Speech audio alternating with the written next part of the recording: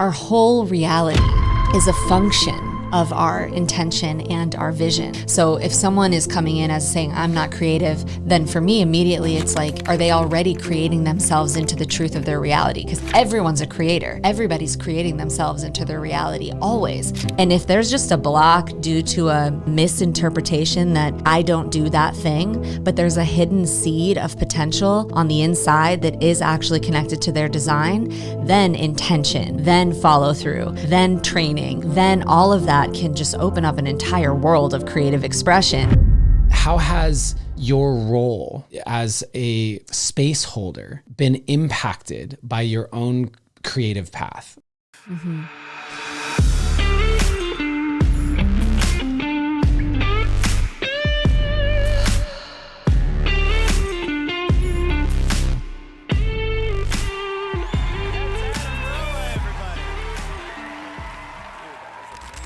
Zahara Zimring, my best friend. Yes. Yes. Number one. Thanks for coming on the Creative Path podcast today. Mm-hmm. So while this is going to be a different conversation than I think a lot of podcasts that you do, because really it is focused on creativity. I'm so excited because I've gotten a chance to witness this blossoming of your own creative expression, artistry, and now you hold containers for artistic expression and so many artists and creatives.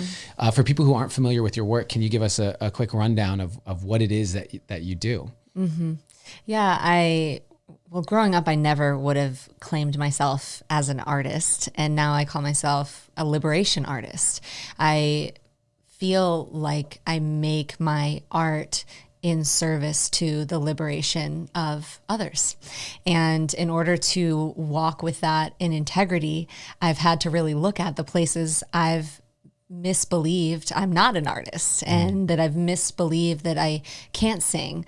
And the singing for me has been the biggest, I think, belief structure that I've had to dismantle in order to claim myself as a musician, as an artist. And through the work I do inside the dojo field, which is something I can go deeper into as we continue the conversation, I've attracted really naturally a lot of incredible, badass professional musicians. And for a long time, I told myself that the work of holding sound in ceremonial spaces and in transformational spaces, that I hold more conduction, and that's for them to do. And I really got underneath the belief that was holding me into that place. And it's the belief that I'm not good enough to sing, that I couldn't. And so in order to hold the integrity to invite others to expand beyond their own edges and misbelief systems, I had to look at that. Mm-hmm. And really lean into it. And the first step for me was actually being willing to experience the sensation of being judged, being willing to sound not great for a while, like being willing to face into that in order to discover my voice and really commit to it. And so I would say my journey as owning myself as a musician, which now I can say I am a musician, and I love playing music, and I've fallen in love with the guitar, and I'm falling deeper and deeper in love with my voice. There's still edges I have around it, but I feel free in my there's an availability and a contact that I've made with places inside of my own sound that I did not have access to before. And so that's been a huge part of my own personal liberation as an artist in that category. Yeah. And so what's so valuable, I think, for people to know as well is, I remember years ago when you were basically, we were working together and you were saying, I want to activate my artist. Mm-hmm. That was an intentional thing that you said. You said, I would really like to unlock more of my artistry. Can you talk about what caused that desire, and then to see where you're at now versus then, I think would be really helpful for people. Mm-hmm. Yeah, I honestly feel like the way creativity occurs to me is unique in that it feels really important to me that it occurs effortlessly and naturally. And I find if I'm in a place of like effort, the channel is blocked. Like it's actually challenging for me to decide I'm going to sit down and write a spoken word, or I'm going to sit down and write a song. It is inspired through the act direction of my life. And so when I had a desire back then, that was how many years ago? Like 3 or 4. I mean, it was pre-COVID, right? Yeah. Yeah. It had So to be it must have been like 4 or 5 years, 4 years ago. And that's a long time in the scope of the evolutionary journey. Yeah. And at that time, that was a whole different version of me that was making a decision to activate my artist. I feel like the biggest ways that my artistry has activated has been just through the life catalyst and stepping into a willingness to follow the energy, whether that creativity is coming like through spoken word or through a song that I'm learning or writing. There's the dojo ecosystem forming itself and saying yes to wherever the next branch or the next expression, the next creative. We created a dojo ritual concert that was an entirely new creative expression and massive collaboration. But that's not something that I decided I'm gonna make happen. It happened through myself and the women of the Dojo Council because it was time. And so that's something that I feel is a really important ingredient for my own creative expression.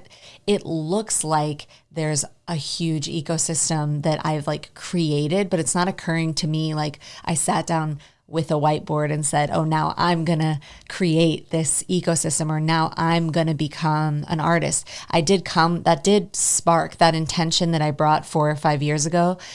It was during the time that I was just gifted my, I think my guitar actually came after that. It was around the time I wrote my first spoken word. It was right? your first spoken word. Like it was around the time the dojo field was just like wanting to grow. And I think I was growing in my confidence and in my trust in my own creative collaboration with life. And so I had some willpower present in that time that like I want to open my artist, and it worked. Like my intention paired with the force of life's energy, which brought you as a guide, because we're so similar. We write poetry, there's a prowess with words, and so I feel like there was a support that was important for me to start to gain confidence through the mirroring of like, yeah, this is good, Z, like keep going. This is good, keep going. Like your mirror was really supportive in that.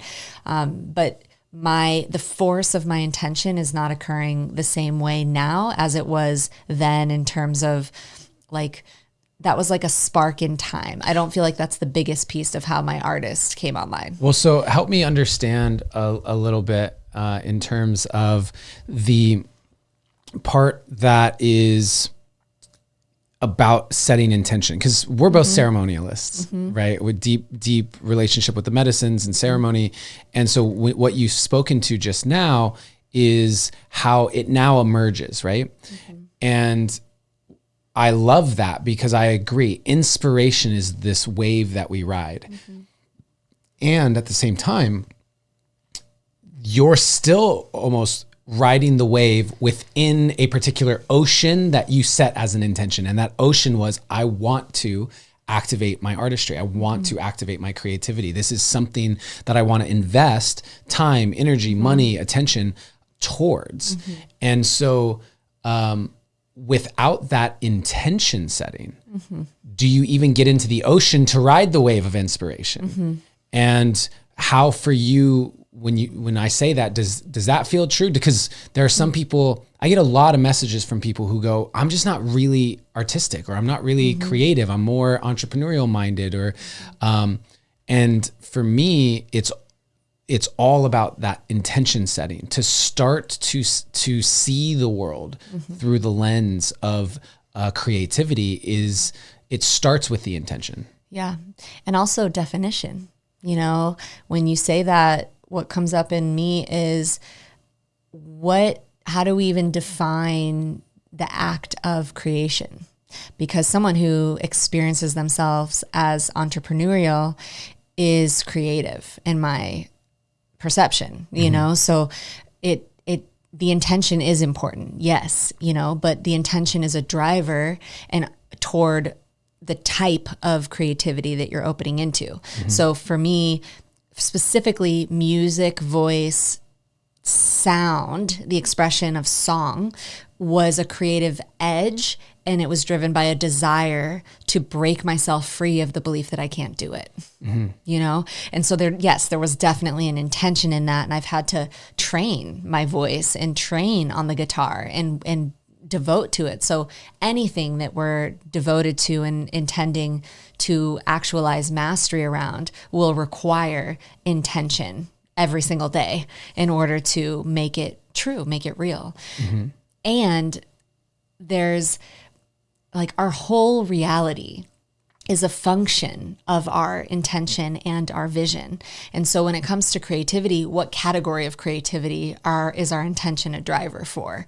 So if someone is coming in as saying, I'm not creative, then for me, immediately it's like, let's dissolve the belief itself that you're not creative and see where in life, based on this person's actual design, are they already creating themselves into the truth of their reality? Because everyone's a creator. Everybody's creating themselves into their reality always. But how connected to our own unique design are we actually, so that we have an uninhibited flow of creative expression coming through us? But for me, the artist and the artistry of creating your life from an uninhibited place is it's beyond definition, you know, like it's beyond what you would classically define as an artist, a painter, a poet, a musician. Like those territories, I understand if you've yet to claim yourself as a poet, you've yet to claim yourself as a musician or a painter, you know, those are very specific expressions of what it is to be an artist, you know, a performer, an actress. Like categorically, we have these ideas collectively of what, if you're any of those things, a performer, then you're an artist, right? And so I'm saying, I do think it's a part of my actual design to sing. But if I started singing and unlocking my voice and I got to where I could, but it wasn't actually sparking my excitement, it would have died. I wouldn't have kept following it through. So when it comes to creativity and the people I work with, I'm curious about what is their actual design and zone of genius, and what categories are they just blocking themselves from because of the belief that they can't? And if there's just a block due to a misinterpretation that I don't do that thing, but there's a hidden seed of potential on the inside that is actually connected to their design, then intention, then follow through, then training, then all of that can just open up an entire world of creative expression that is in the definition of, oh, wow, I'm an artist and I didn't even realize it. But I also just want to open up the field for like the entrepreneur who's building out a business ecosystem and has to be deployed their creativity that's driven by passion. To me, I'm like, wow, that is an artist also. And I just perhaps personally don't have that same design myself to create that way, but I just don't, I feel like we're all profound creators. And I like to drop the identification of what it means to be an artist and kind of spread, like create a lot of room for how we could even define that. And so with the definitions and semantics around it, right? I recognize for myself how important the labels actually are. Because so I moved out to Los Angeles to pursue an acting career. Like I'm an actor. Yeah. And then I was still not willing to say I was an artist. I was an actor. And then I became a writer. And then I became a director and a producer, and I took those labels, but an artist, no. And it wasn't until I remember I started doing spoken word, and I performed at an event, and they had a projection screen that said Adam Roa, spoken word artist. And I remember seeing it. Someone else had given me the label, and it wasn't full artist, but it was spoken word artist, and I just thought, I guess that is what I am. I am an artist of spoken word at least. But then I said, well, I'm also an actor in this. I guess I am an artist. And so I was labeled by someone else as an artist, and it gave me permission to see myself through their eyes And that shifted things for me. And I think a lot of what you do in with the dojo and just who you are as a person is you reflect back to people how you see them. And it's generally an expanded view of how they see themselves. I think that's what we do as coaches in general. When I work with my clients, it's, I see what's possible for you, and I see a version of you that you're only just aware of on a sub-perceptual level, but I can see it. I can see that greatness there. Yeah. And so how has your role as a space holder been impacted by your own creative path? Like, how have you seen yourself shift as a coach or a ceremonialist as you've started to unlock more of your artistry? I get to participate with my voice and song and bring through my own life experience. I wrote my first song, and singing that song now I sing in 4 languages. Actually, I just learned my first Hebrew song, so 5. You played it last night. I have 5 languages now that I sing in, and it's incredible, and it feels right. Even adding now Hebrew, right, I can feel in my own my own cellular memory how that's impacting my own being to sing in the language and the tradition that I was brought up in.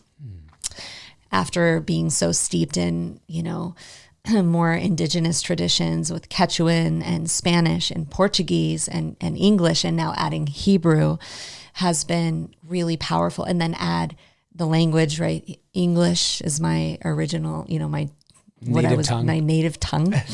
And writing a song in English that is a descriptor of my own life experience. It's called Seasoned, and it's about, being seasoned with heartbreak and seasoned with pain and seasoned with all the stories, that I've grieved away. and so it's a journey through life's cycles and seasons and the growing pains and how we become, so much stronger and fortified, and that the seasons, they always change, and it's important to experience all parts from life to death and everything in between. And when I sing the song that I wrote, the way that I get to experience myself as a space holder and deliver language and song, but not just in word, in the vibration that it's coming from my own belly and my heart, and how I feel that touching the hearts of others and it pinging, ringing the bell of resonance of their own life experiences. That for me is such a gift to hold space in that way. It feels different than my, baseline way of holding space, which didn't include music before. So that's one way I would say that unlocking see, it's so funny. I really do run into an edge, my creative expression, because I hear you on the definition part, but I define my music as one part of my creative expression.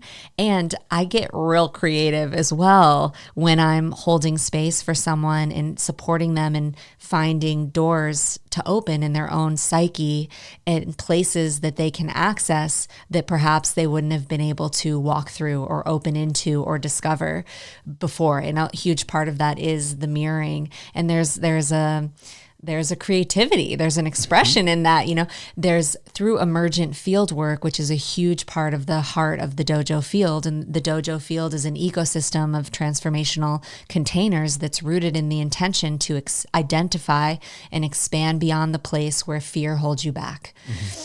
And a heart of the containers, there's a series of them, one of them being the Liberation Dojo, which is a live 3-hour emergent experience.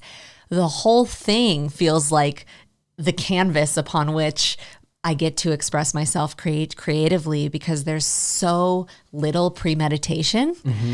I don't have a plan. It's a dynamic structure. There's an arc. Like I know we're building trust in the first phase, right? Which then yields safety that allows us to go into more of the breakthrough transformational experiences in the middle. But you have to really build trust to create safety so people are willing to be vulnerable and go into that, the more underbelly and the breakthrough transformation, embody the versions of themselves that normally they'd be afraid to risk really embodying. And then in the third phase, then going more into expression. I know that there's an arc from that liberated place. Now we're like free to fuck it up. We're free to, when we feel safe through holding one another and being met and being really feeling the reference point of it's okay for me to be imperfect. It's okay for me to be vulnerable and be held relentlessly in that. I noticed the creative expression in phase 3 of the Liberation Dojo is like on another level because that inhibition has dissolved. Mm-hmm. And so there's creativity involved in emergent field work in general. Like we're creating it together as we go. So do you think that there's more, how do you relate to structure versus emergence? Because, as we were talking about, my new program, The Artistic Entrepreneur, has birthed because of this conflict inside of myself throughout most of my life between my inner artist and my inner entrepreneur. And the part of me that I'm really great at actually structure and frameworks and what is the path forward. And I think that's why people like my work a lot, is because I can take concepts that for most people are just sort of open and free, and I can actually ground them in and the way that we ground them in is through logic. And the reason why I say logic is I just mean linearity. I mean X's and O's and zeros and ones. And so the structure, so we talk about music, right? Everyone has the same amount of musical notes. And we talk about, I say this all the time, a painter has a certain size canvas, et cetera. Well, having the structure provides us the container, and then we can pour uninhibited into the container with our creative energy and life force. And so one of the things that you and I both love, and I think this is why we both just love ceremony so much, is that there's a container, but inside of that container, anything can happen. We've seen, I mean, I've personally just seen the craziest stuff that most people just would not believe, and that has happened in ceremony. And so there's this kind of this balance and this way of relating to the structure while simultaneously leaving room for emergence. And I'm curious how, not just in the dojo, but also just in life as a ceremony, where you find for yourself the balance or the edge or maybe the struggle of those two things. Yeah, that's such an important question. I'm forgetting who says this quote. Do you remember who wrote The Wild Edge of Sorrow? No, I never read it. Okay, well, if you want to know who wrote this quote, I believe it's the same man who wrote that book. Okay. And he says, initiation without a container is trauma. And the energy of initiation is occurring naturally in our lives all the time. Initiation is something that on the other side of you are not the same, you know?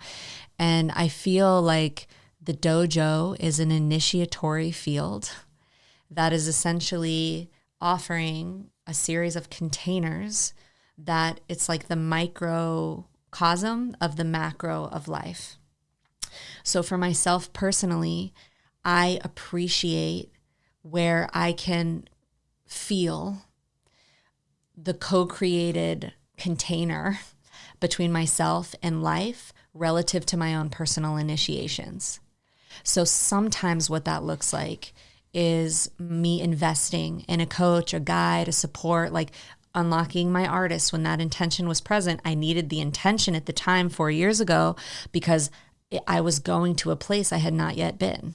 And I needed the mirror and the reflection to receive myself the version of me that I had not yet met, you know, and the container was supportive of that. And I could say, you held it. I could also say, I attuned that I needed it and created it for myself so that I wasn't out left flailing and like getting re-traumatized into whatever belief, whatever situation created that belief in the first place that I'm not an artist. For many people, a teacher, a friend, or a sibling said, oh, you can't sing, or your voice isn't good, you know, so having a safe place to fuck around and find out, you know, to actually lean in and practice, experience yourself doing the things, saying the things, speaking the things, singing the thing, going through the heartbreak, experiencing the death of a loved one. You know, we can create containers for ourselves.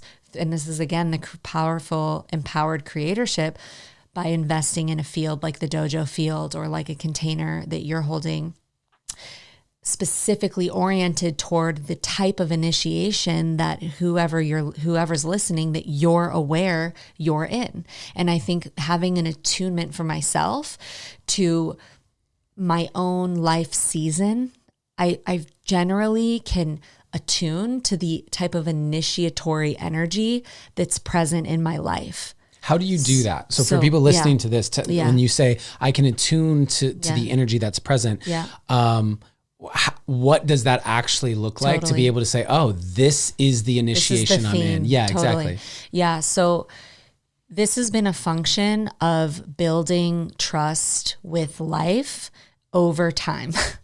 So through some of my most significant demolitions or identity death processes, which can look like, you know what they are, those big life rites of passage, heartbreaks, deaths of a loved one, you know, claiming yourself at a new level of creative expression, you know, playing on a stage that's bigger than one you've ever played on before, like just tracking these big life rites, a birth, you know, having a child.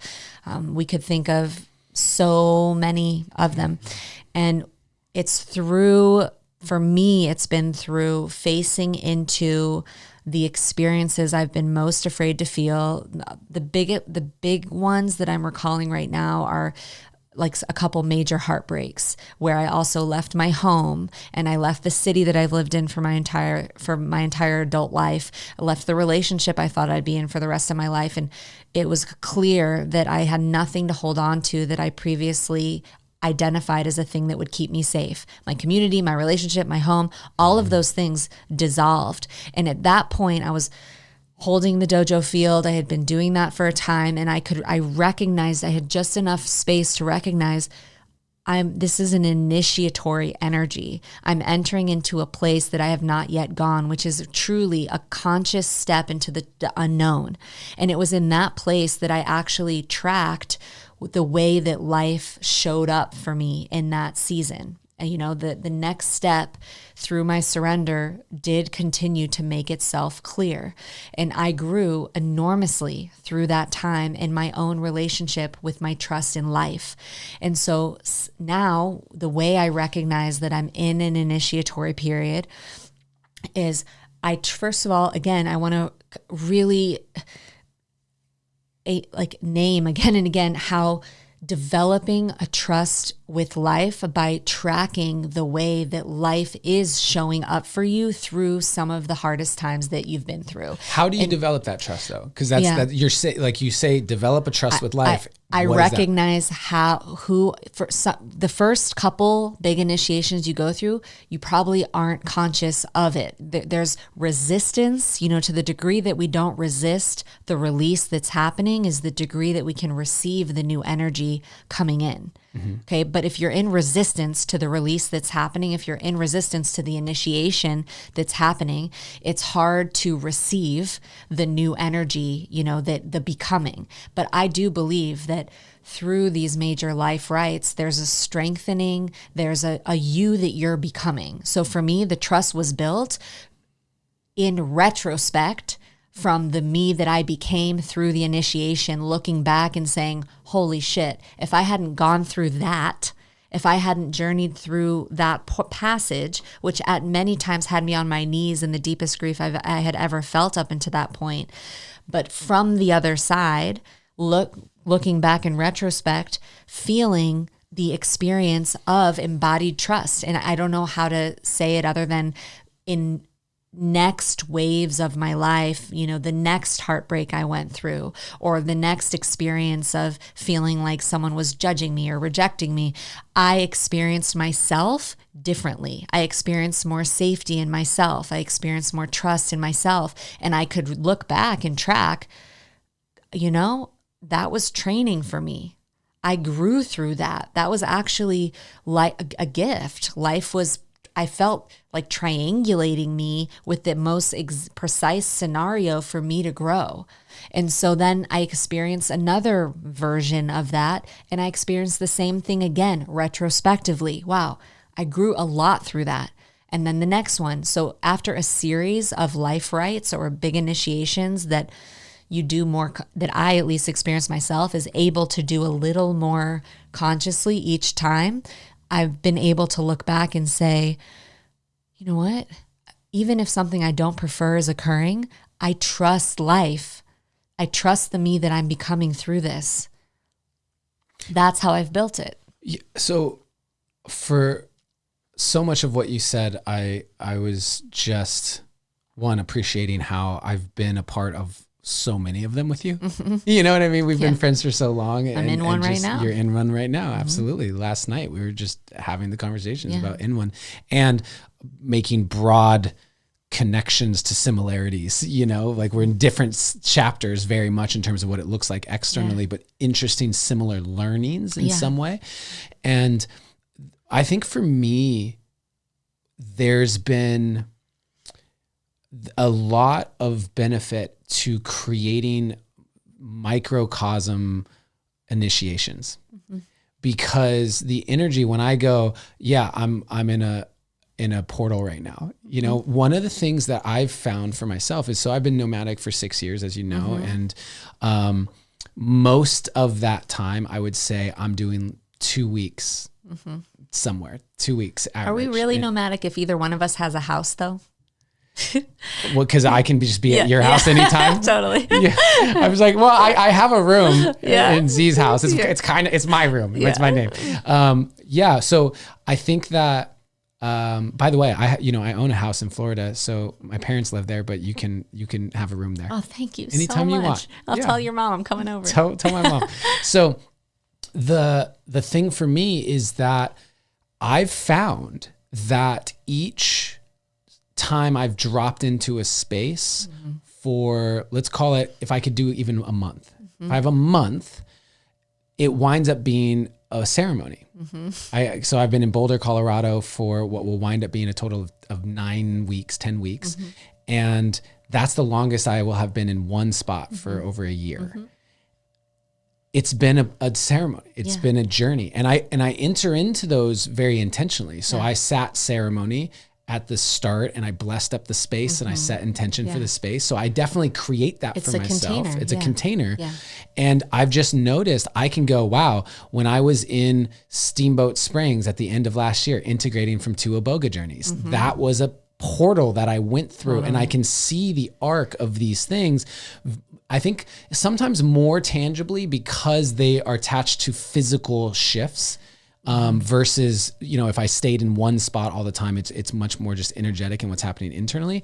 But I think medicine ceremonies are like this. The physical containers and shifts of location are like this, where because I've had so many micro ones that I'm aware of, they all have a similar transformative energy to them. And so I can feel, as I've been in Boulder, I go, wow, I can feel that energy almost as if it's ceremony. I can feel that fabric of shifting my DNA that's happening during this time. And so I just think that the ceremony, whether it's plant medicine or not, but just having these little ceremonies helps me attune to the energy of transformation. And so when I'm going through a bigger life transformation, I can feel the presence of it. Yeah, that makes so much sense. And that's as well, the question you asked is like, what's the relationship between structure and flow? And, it's the flow of your life that's orienting you to location. Like, what's the next location? Life is collaborating with you to guide where's the next place that feels right. And having then the physical anchor becomes the container for that initiation to occur. Yeah. And like for me in this season, I've received a really challenging medical diagnosis for my like soulmate dog who feels like my son, Hugo. my ally, my guardian. And, we are going all in on the holistic path. And this process has been forcing me to face into some of the things I've been most afraid to feel. And I am aware that there's a major initiatory process occurring right now in my life. And because of the past initiatory portals that I've been through, and how every time the container that I created for myself, which I'm creating containers for myself to go through this initiatory portal with my soulmate guardian intentionally, because initiation without a container is trauma. And so I can feel the container of the home that I'm in for a certain amount of time, for 6 months, then potentially month to month after that. It's like, oh, there's a container here. I have the container with my elders and my teachers. I have the container I feel I'm holding for myself and him, a sound healing this evening with like 12 really close ones who love him so much, where I'm intentionally creating containers of prayer and intention for him and for me, for his healing, holding the highest. And I have to surrender. And then within that, I have to surrender to like his timing and life's intelligence. And it is that trust that has been built that allows me to actually surrender into that and know that I'm going to grow and our love is only going to expand through whatever this looks like. And it's wild. Yeah. And so I want you to psychoanalyze me now. So I did a solo episode of this podcast with a poem that I think I did at the LA show, where I went out to a restaurant and sat at a bar next to an older woman who basically told me that I was running from something because I shared how I really want a wife and kids and a home. And she goes, well, where do you live? And I said, nomadic. For how long? 6 years. Oh, yeah, you're running from something. It was a very strong. And so what you spoke to a moment ago was sharing how even where I flow is very intuitive. It's where am I being called to next? I don't feel that I really force things in that way. But then to receive you're running from something was really interesting. And so I would love your reflection, both on me personally, but on even a broader sense of where is that balance between the intuitive, let me surrender into the flow of life, versus I might actually be running from something or trying to force something. Where's the balance of how we find how to navigate through true intuition, listening, and guidance? It's so interesting because I feel the part of me that could start to go really into my mind around that. And I don't feel that the answer to that is anywhere located in the level of the mind. There's like clair cognizance, which is like a direct knowing. And I feel, for me personally, I operate a lot from that place where there's a knowing. It feels right. I know it. There's a knowing. And when I'm working with someone, I deploy that a lot to support that, There's clairvoyance and clairaudience, there's claircognizance. So for me, it's really the way that it occurs. If you're running. And I am aware of a new dynamic that has entered into your life, and this desire that you've expressed for life partnership and love and children, home and family, and all the pressure you're putting on me to be there at the same time with you. You have to have babies at the same time at the exact same day. We've had a clarion call for my husband, so I stay at pace with Adam. Last night we had a prayer. We had a song circle, just me and her, and we called it in. We did. Yeah. We absolutely did. Yeah. So maybe when this comes out, I'll be listening to it together with him. Absolutely.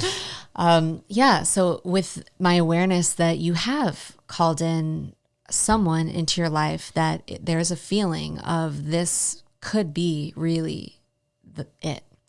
And my thought immediately is, well, she doesn't live in the country, how convenient that both of you are not rooted or tethered to any one place. How convenient that if it does end up unfolding in the way that your intuition is pinging, how convenient, how beautiful that you are both free to anchor into a life together.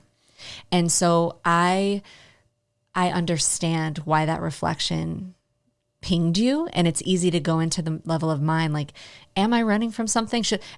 But then if you start to try to root in out of resistance to the idea that you might be running from something, then you're just running from the idea that you might be running from something and creating from a place of fear anyway.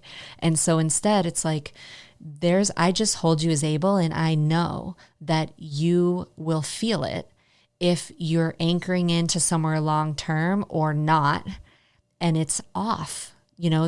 I do feel like life has a way, and the amount of experience, the amount of learning, the amount of expansion, the amount of new connections that have come from this time that you've been, and even romantic partnership, you've been experiencing so much during this time. None of it feels wrong or off to me at all. None of it feels wrong or off.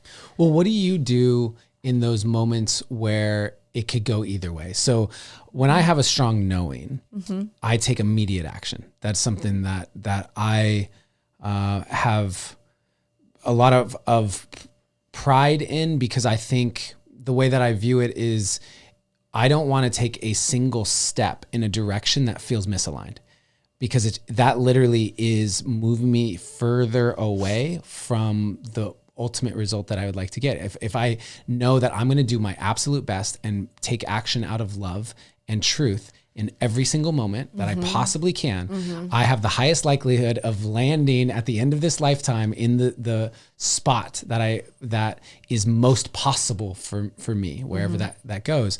And so if I realize, wow, this relationship is really not the thing, or if I realize this place that I'm in, I don't like being here, or whatever it is, I need to take immediate action on that for me.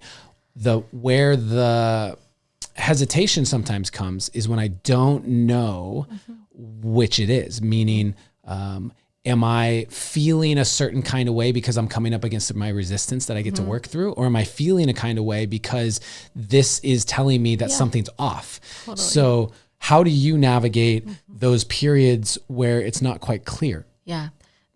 First of all, that is so hard. That part of the human experience, that part is so hard. Yeah. It's the hard, that's where suffering lies, I find for myself. Yes. It's so hard. And for me, I've just gone through this with Hugo, right? Like, I didn't know if I'm meant to bring him through chemo or not.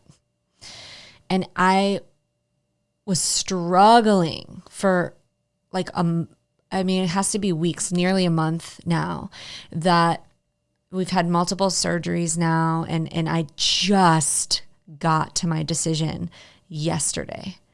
And it wasn't there yet. It wasn't there yet. I had to go through the process I had to go through in order to discover what's actually the best thing for me and him. Right. And I've decided not to bring him through chemo and to go through all the way in on the holistic path. Now, there were many moments that I had a sense of urgency, and I tried to force the answer. I'm like on the phone with animal intuitives and calling my teachers and just like really reaching outside to try to like hurry up the decision. And you know what the truth is? Life gave us the time we needed. The second surgery, he wouldn't have been able to start chemo anyway for 2 weeks until his incision was fully healed. And so I kept and then he had another mass come up the day we were going to decide chemo. Another mass came up on the incision site, and they did surgery again. Miraculously, they made room for him the very next day, which was then another 2 weeks. Like, life created basically a 4 week window of time for me to make that decision. It was not comfortable at all. I went back and forth so many times with it. And I feel like part of life is learning how to be with the unknown. And until it was time to know, it wasn't time to know. And I couldn't act. Well, that's the difference, is that you couldn't act. So what about if you could have acted? I could have made the, well, I couldn't act because of the surgery windows, but I could have made the decision, you know? So this is a unique circumstance, but like I could have made the decision that we're doing it and been done with that decision. Got it. And let that out of my pressure cooker system, you know? But it wasn't ripe. It wasn't, I couldn't make the decision because it wasn't sitting right with me. And so it's just being with the space and knowing there is something about, like I even said right there, like the pressure cooker of making the right decision. I feel like there's a teaching in that of like, how do we, you know, you could make a decision, you could go this way or that way. And I trust in the benevolence of life and that we are being like triangulated in a way, like the riverbanks, like the river's flowing. But I do believe there's riverbanks, like that life is going to offer corrective experience that's going to feel, if you make a decision and it's not the right decision, it's going to feel off, and you're going to get feedback from life through experience that just continues to feel more and more and more off. Yeah. And then you can redirect. Sometimes making a decision then later to redirect yourself is harder than making the what we would call the best decision in the first place.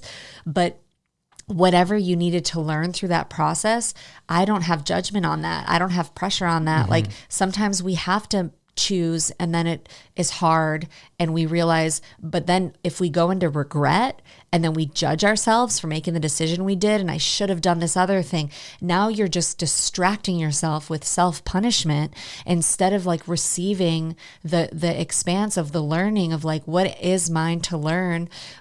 Did I make this decision from fear? You know, if I chose, in my example, if I chose chemo and he had terrible side effects, I would have had a lot of regret.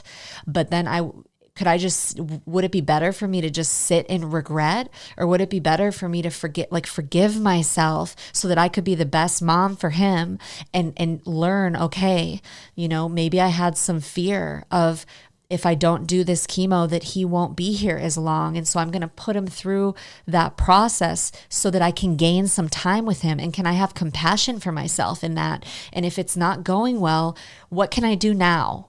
How can I stay the most current with myself and choose from that leading edge moment of where I am with forgiveness, with compassion? I know my heart when I made the decision. If you know your heart with whatever decision you're making, if you're doing your best in that moment, that is, you can look back no matter what happens and give that version of you some compassion and some love and be like, yo, I know that I was doing the best that I could. And now I'm going to work with what I've got from this most current moment.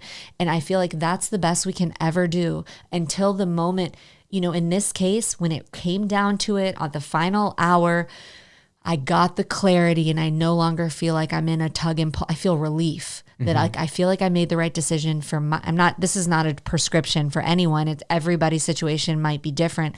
But for me, with his prognosis and the timing they gave and the differentials for our situation, I feel relieved because I feel like I made the best decision for my dog who I love and for us to have the best quality of life together.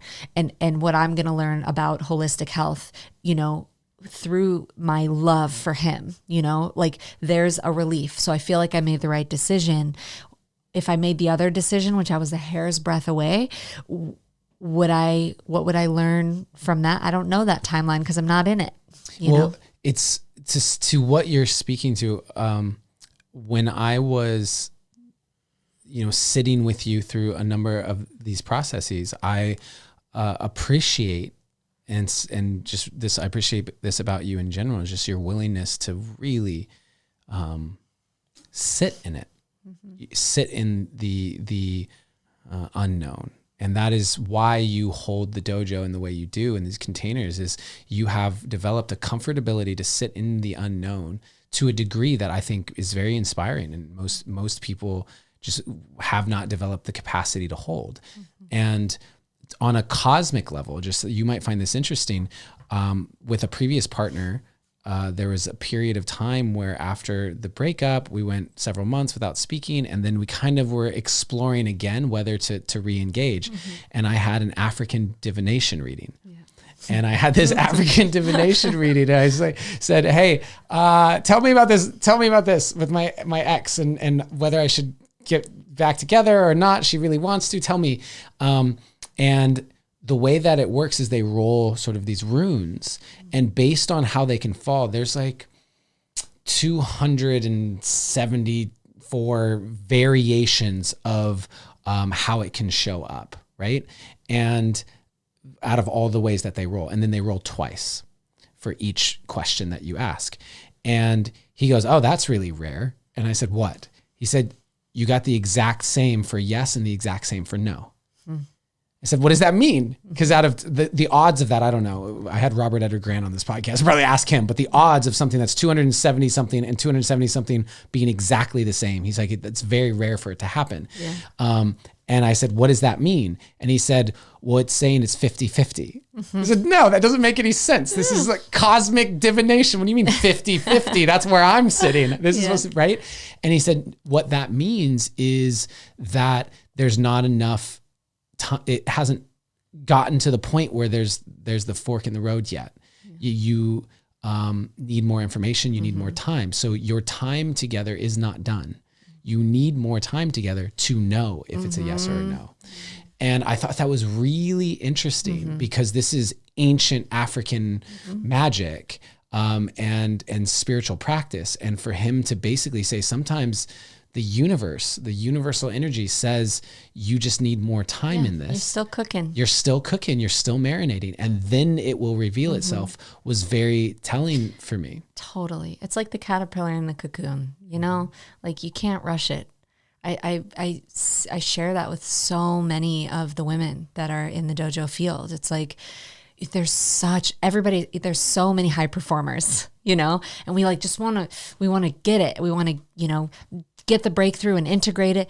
But like we're speaking of not only somatic memory from this lifetime, but like the initiation of the soul through many life journeys from my perspective, you know, and you don't know.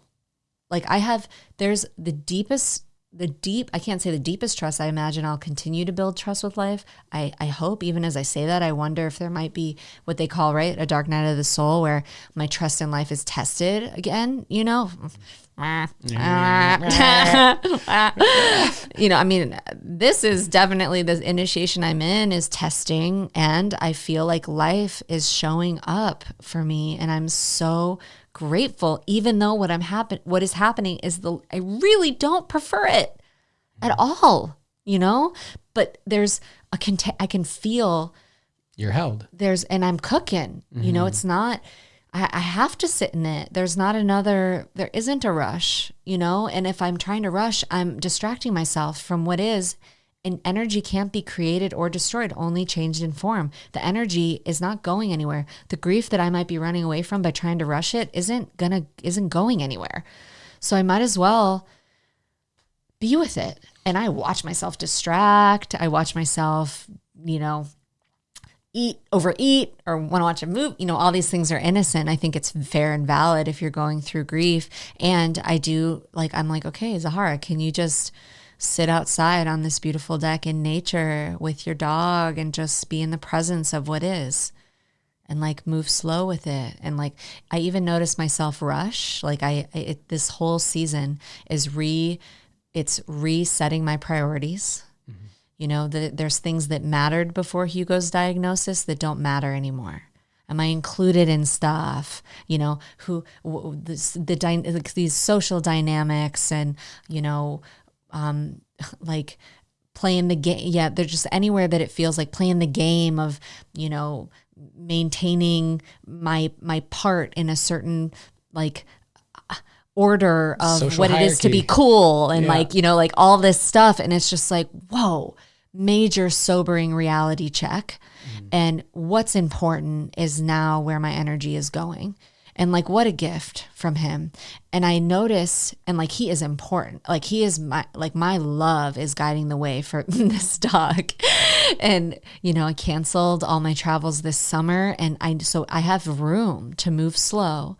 And I notice even driving to get to my house, I'm like watching myself, like I'm in a rush. I'm like, where are you Like, why are you rushing around the corner to like, and I'm like, it's like a flight or fight response. It's like my animal body is used to being in the keeping up with the Joneses, like as if there's another thing I have to rush to. And it's like, what if I just slow all the way down? And our dear friend Sophia was here this weekend and she said, you know, like opening up your aperture of presence, which in a way can even slow down time and increase my appreciation and love of just like being here with Hugo, be in all of the appreciation and all of the devastation all at once.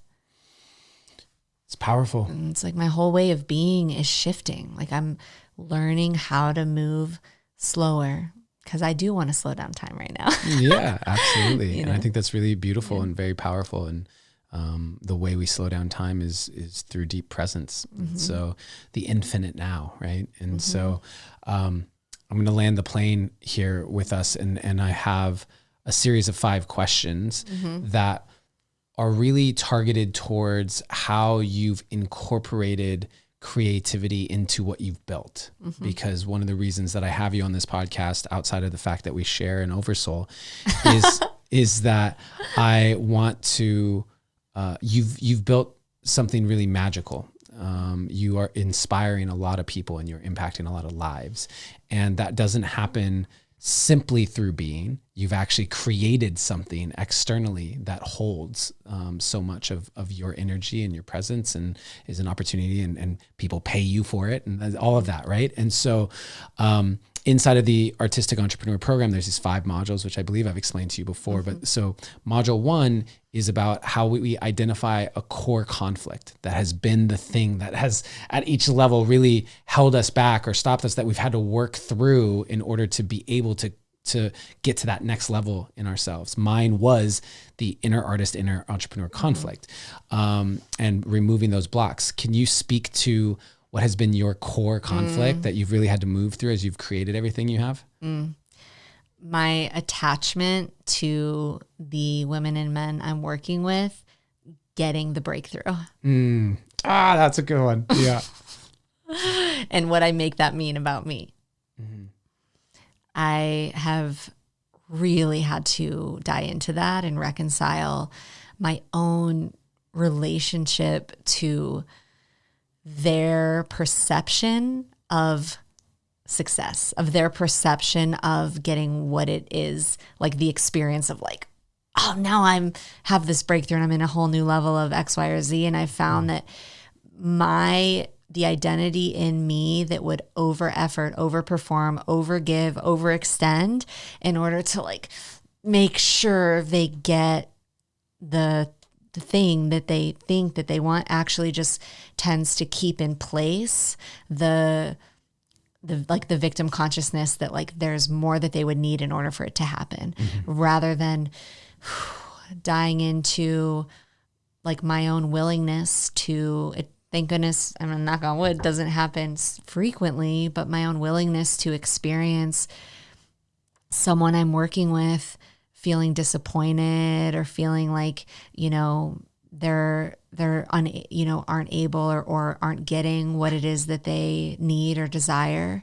And for me to be able to just hold them as able to move through it, and holding them as able to pull up their own bootstraps and meet the place that they've been afraid to feel, with just me championing the fuck out of them, but not overextending. Because some people can have an attachment to the victimhood because it gets them the extra attention, you know, and I'm really good at just like giving it. You know, I want to give it all to you. you know, but I had to really look at that. And as coaches, we want I'm invested in every single client, man. Totally. And that's why I had like family. My brand building program had over 100 people in it, and I couldn't keep track, you know? And that's why with this program, I've reduced it down to 30, because I want to know each person. I want to invest in them. And it also brings up that level of, okay, I want to see you get the breakthrough. I want to see you get the results. And I think that's a good thing to have, but remain unattached to the results. So I love that you named that. And so then the second module of this is really, once you've shifted your neurology truly by starting to move through that core conflict, you're able to then design and develop what I call a 100% certainty offer. And that means that I have 100% certainty that the right person taking my offer will have their life changed. And that changes how we walk through a room and walk through the world when we know the value of who it is that we can really impact. And so for you, what is that 100% certainty offer? How did you arrive at knowing a knowingness of who you're here to serve and how you can help? Yeah, it's part of the core conflict that I just named. In the Gene Keys, my life's work is teamwork, the gift of teamwork. And I have number 19, which the city of the gift of teamwork is synarchy, which is like the bees in the hive, everybody doing their zone of genius in perfect harmony. And then I have number 19 3 times in my chart, which is the gift of sensitivity, and the shadow is codependency. And so I've really made a careful study of how those work together, because I'm so sensitive to relational dynamics, to teamwork, and, you know, but if I get too sensitive to it, then the codependent energy can really come online, which is part of the core conflict I name, which is like the codependent. If as long as they're happy, then I'm happy, right? And so it's the release of that I think has actually made room for like the offering to flower, which is so connected to sisterhood. It's connected to family. It's connected to community. It's connected to knowing that what we're here to do, we don't need to do it alone, that collaboration, and when everyone is committed to their own liberation, and in turn the liberation of those in the group, right? We have our core initiation, which is it's a 2-3 month part with a 2-month break in between. So it's an 8-month initiatory arc that I move. There's 10 women that move through it every year. We keep it really small intentionally.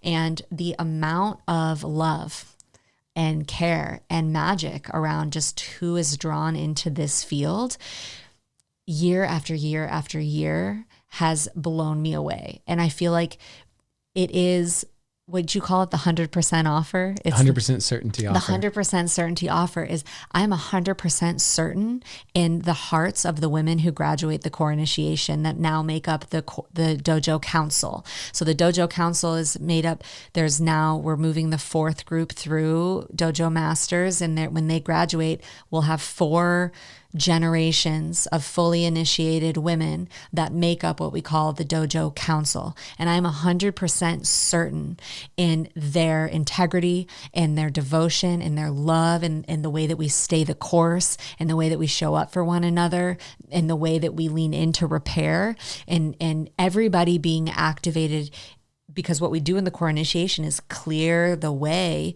from the inside out for each individual's unique zone of genius to fully express itself.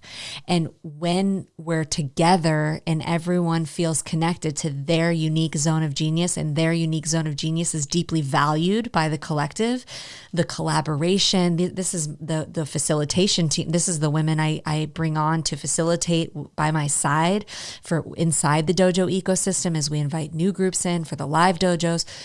It's the synarchy. It's the teamwork that I'm 100% certain in that. So is that like what we're fronting with in a way? We're inviting individuals into the depths of their truth and walking from that, but not to walk from it alone. There's something special brand of magic that comes from the attractor field of this of the dojo. And also, I love that you spoke to that emerged from working through your shadow. Exactly. Like that became a part. And that's why, again, module 1 is what is that core of conflict? Let's find the shadow and start to work through it, because that is where the lotus blossom will birth from, right? And so I love that. And I agree. Community is everything. Community is so important. And it's a big part. Last night, we were just talking about why I don't just focus on just one-on-one coaching, is because like building community, I think, is one of the most valuable things that we can actually do together. So now we'll go into the third module, right? You have your 100% certainty, you've worked through your shadow. And the third module is what I call crafting signature content. And this is where you are now putting something out into the world, content of some kind that really carries the essence, that essence, so that, you know, when we meet people in person, one-on-one, often that's what magnetizes people, attracts them. But in a social media world, to have something that's online in some way, shape, or form that carries that magnetism is so important. And so I'm curious how intentional you are around curating content into the world that carries an essence like that. Oh, definitely. Yeah. Immediately what comes to mind, you know, the dojo ecosystem formed itself one step at a time over the last almost 6 years. So I didn't sit down with a whiteboard 6 years ago and say, these are all the parts of the ecosystem. It was like we did one part, and then the next part became clear, and then the next part became clear. So now that the Dojo Council has formed, which is all the women who've graduated the core initiation, what the signature content we're putting out into the world is really a function of we. And that's a representation. Our two pieces are love and liberation. Love is what creates, it's the intimacy, the love that creates safety. And the liberation work that we do, from my perspective, rests on the foundation of that love and safety, you know, because the nervous systems feel safe to go into the uncharted territory, to reveal the parts that we would protect, because we're resting on that foundation and that priority of love. And so the expression of that essence of love and liberation comes out into the world in a larger way through the live Liberation Dojos, which is the ceremonial container, about 3 hours long. We do them live, and then we also do digital dojos. We're going to do one on July 28th, so keep an eye out for that. And that is really the liberation work, right? It's the intention to expand beyond the place where fear holds you back. And then we have our dojo ritual concerts, which are essentially a collaboration, a journey through life cycles, ages, and phases, using the technology of the medicine wheel with all the artists within the dojo field. And now we've launched the Dojo Woman Collective, which is a membership. And every week we have calls that rotate between love and liberation. We have our connection calls, which is intended to build safety in the field. And then the next week we build on that safety and we go into our expansion call, the liberation work, where we're getting more into now we're going to stretch the nervous system work. And then the next week we integrate, go back to love and connection. And so in the fourth module of Artistic Entrepreneur, it's about dating your audience, as I call it, which is how do you build an authentic relationship with your audience? And so when it comes to social media, a lot of people are listening to this because of social media. They found this through social media. How do you approach social media and actual authentic relationships through it, and attracting people through social media? I'm really real with it. Like if I'm not in the mood or creating from a place that feels true and inspired, I don't. It's so funny because this is something that I think everyone, right? Everyone has said, which is just everyone on this podcast who has built everything they've built speaks to the importance of just authenticity. And I hope everyone, if you're listening to this episode, you can go and check all the other ones, because it is true. It is so proven that you want to build an authentic relationship, just be real. Be real, because you're going to attract. I think we get caught into how to grow it to the most amount of people, but you don't actually want that. You want the people who really fuck with you and are your ride or dies. And so I love that you have built that, and I've seen you do it in that way. And also, I think we talk about it all the time. There's some simple adjustments and hacks that can then elevate everything, that I think is where we add that inner entrepreneur structure to it, that I think is super valuable. That's just not my zone. That's not your zone. That's my zone. What I hire you for. Exactly. That's my zone. And so then final module, final question is really about building a monetization ecosystem. And you've actually already spoken to this where it kind of emerged for you, but do you have an ethos? Because there's a lot of people listening to this that want to build something like you've built. Can you speak to how you took it from an idea to actually building a business, getting paid for it, growing it, and any advice you would give to someone who wants to do the same? Yeah. I do find it to be true that we create what we need the most. And it is the women who are a part of the dojo field that have continued to reflect to me how valuable this work is, which is why I have continued to do it. So take reflection from your own creation. Take the reflection from your own creation. I love that. And now what I'm finding is I've actually never felt more held than I do by the creation that I've held for all these years.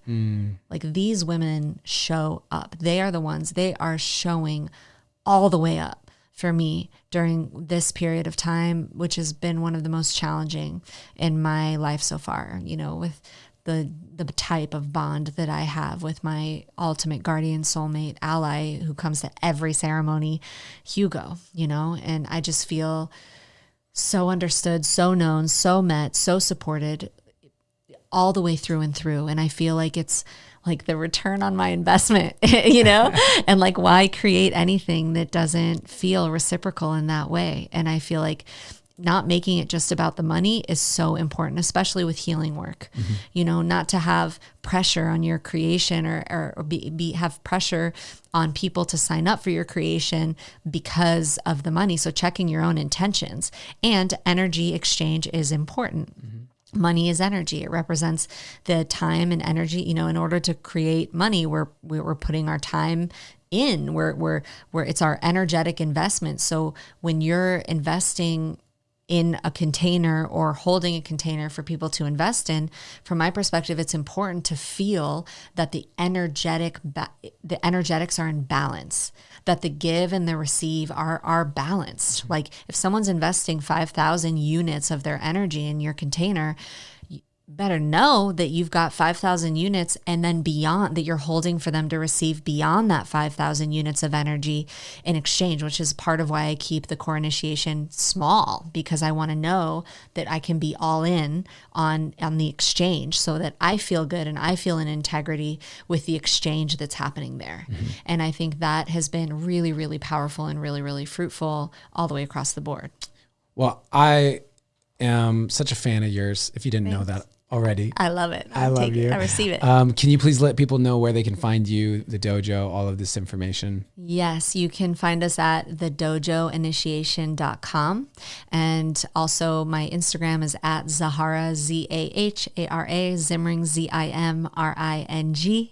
And also at the Dojo Initiation on Instagram. And we've got a digital dojo July 28th, and we're always welcoming women who feel the spark and feel the call into the Dojo Woman Collective, which you can also find on my my Instagram links or the Dojo Initiation Instagram links. So would love to get to know anyone listening who feels the spark in a deeper way. Yeah, and as always, family, if you got value from this podcast, please share it with someone that you love. Tag us on social media and let us know. I love getting messages or seeing stories from people who are like, I just learned this from it. I took this away from it, because it's more than just listening. It's really seeing the shifts that it's making that motivates both of us, inspires both of us to keep going and keep growing. So thank you for being a part of this journey. I really appreciate you and want to remind you that always, in all ways, you are seen, you are heard, and you are loved. Thank you so much for watching this video. I really appreciate you taking the time. If you are interested in building a life that you love through the 3 pillars of relationship, business, and creativity, then I encourage you to continue checking out more of my content, including this video, which I really think that you will like.